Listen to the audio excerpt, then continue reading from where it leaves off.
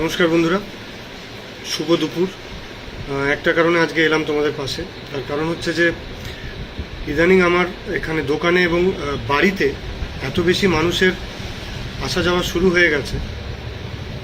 আমার মনে হয় যে আমার একটা ব্যক্তিগত জায়গা রয়েছে, নিজের একটা পরিবার রয়েছে, সেখানে কাউকে অনুপ্রবেশ করার অধিকার আমি দিইনি। অনেকে বলছেন বোধহয় আমি বাজে ব্যবহার করছি বা অহংকারী হয়ে গেছি। যদি সেটাই হয় তাহলে আপনাদের প্রত্যেকের বাড়িতে যারা আসছেন আমি যদি না বলে যে কোনো সময় ঢুকে যাই, আপনাদের কেমন লাগবে? দিনের পর দিন যদি আমি রোজ একটা করে ছেলে বা একটা করে মেয়ে পাঠাই যে আপনার ব্লগ করবো, ইন্টারভিউ নেব, আপনার অনিচ্ছা সত্ত্বেও, এবং সেখানে আপনার বাবা মা যদি অসুস্থ থাকেন তার সত্ত্বেও আমি আপনাকে জোর করব যে আমাকে ব্লগ করতে দিন, ছবি তুলতে দিন, আপনাদের কেমন লাগবে? আমার মনে হয় কেউই আপনারা মাথা ঠিক রাখতে পারবেন না। তারপর যেটা হলো, আমার এটা ব্যবসার জায়গা, কাস্টমার আসতে পারেন না, কিন্তু তারা ভিড় করে সারাক্ষণ ব্লগাররা দাঁড়িয়ে রয়েছে। কেন কেন দাঁড়িয়ে রয়েছেন? কিসের জন্য? আমার দোকানের কি লাভ হবে তাতে বলতে পারেন? কি লাভ হয়েছে এতদিন? এই যে লোকে বলছে ব্লগারদেরকে ইন্টারভিউ দিচ্ছ, আমাদেরকে দিচ্ছ না, বড় কজনকে ইন্টারভিউ দিয়েছি? একটি মাত্র ব্লগারকে আমি ইন্টারভিউ দিয়েছি, তাছাড়া কাউকে দিইনি। সেও আমাকে প্রচুর জোর করেছিল, কিন্তু খুব ভদ্রভাবে আমাকে অ্যাপ্রোচ করেছিল। সে কারণে আমি তাকে অনেক খারাপ কথাও বলেছিলাম মেসেজে, কিন্তু সে তার ব্যবহার এতটাই ভালো ছিল যে সে কারণে আমি একজনকে দিয়েছি। ব্লগারদের বলছেন ব্লগাররা নাকি আমাকে দাঁড় করিয়ে দিয়েছেন, ব্লগাররা আমাকে ভাইরাল করেছেন বলে আজকে এত ডিমান্ড।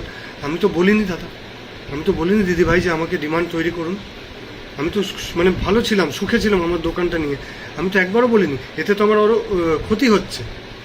আপনারা বলছেন ভাইরাল হয়েছে, ভাইরাল হওয়ার পরে আপনারা কি করতে আসছেন? নিশ্চয়ই আপনারাও দুটো পয়সা কামাতে আমাকে খেতে আসছেন। আমার দোকানে কি লাভ হচ্ছে?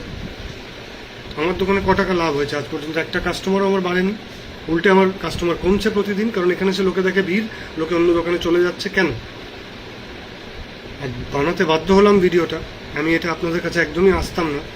সাপোর্ট প্রচণ্ড পাচ্ছি, প্রচণ্ড সাপোর্ট পাচ্ছি, নাহলে 3 লক্ষ গণ্ডি পেরোতেই পারতাম না। কিন্তু আমি প্রত্যেককে হাত জোর করে অনুরোধ করছি, দয়া করে আমার দোকানে আর আসবেন না। আমি আপনাদের হাত জোর করে অনুরোধ করছি, যদি আপনারা মনে করেন যে আমাকে ভাইরাল থেকে সরিয়ে দেবেন, আমাকে আপনাদের যে সম্মানের জায়গাটাতে আজকে আমি পৌঁছে সেখান থেকে সরিয়ে দেবেন, সরিয়ে দিন, কোনো সমস্যা নেই। আমি খেতে চাই। এইভাবে দোকানটার আমার যেটা লক্ষ্যে, দোকানটা হলো আমার লক্ষ্যে, এখান থেকে আমি রোজগারটা করি, যেটুকুন যা করি সেটা আপনারা নষ্ট করছেন। আবার বড় বড় কথা আপনারা গিয়ে বলছেন ওখানে আমার নাম। হ্যাঁ, আপনার ব্যবসাটা আমি নষ্ট করেছি যদি করে দিই এরকমভাবে, তখন আপনার কেমন লাগবে? খারাপ লাগবে। সে কারণেই বললাম যে এভাবে আর আপনারা আমাকে জ্বালাতন করবেন না। আমার ব্যবসার জায়গাটা ঠিক থাকতে দিন, শান্ত থাকতে দিন। আমি আপনাদের কাছে হাত জোর করে অনুরোধ করছি যে আর কেউ আসবেন না। এরপর যদি আমি খারাপ ব্যবহার করি, আপনারা পারবেন, আপনারা বানাবেন আমার ভিডিও, তাতে আমার কিচ্ছু যাবে আসবে না। যদি 10টা লোক আমাকে অহংকারী বলে, 10টা লোক আমাকে বাজে ব্যবহার করার মানুষ বলে, আমি তাতেও রাজি আছি, কিন্তু আমাকে করে খেতে হবে। এবং এবার আমি পুলিশে জানাতে বাধ্য হব জিনিসটা, কারণ আমি যেটা দেখতে পাচ্ছি যে পুলিশে না জানালে এনারা ঠিক হবেন না। লালবাজারে অলরেডি আমার জানানো হয়ে গেছে। যদি আপনাদের কোনো সন্দেহ থাকে আমি আপনাদেরকে তার প্রুফও দেখাতে পারি। আমি লালবাজার থানায় অলরেডি জিনিসটা জানিয়েছি। এবার আমার যে লোকাল থানা আছে সেখানে আমি জানাবো। জানাবার পর এদের প্রত্যেকের কী করতে হয় সেটা আমার জানা আছে। কারণ একটা জিনিস মাথায় রাখবেন, এটা কিন্তু আমার পাড়া, আমার এলাকা। আমি এতদিন কাউকে কিছু বলছি না, শুধু একটা মাত্র যে আমি প্রত্যেককে সম্মান করি, প্রত্যেকের ভালো চাই।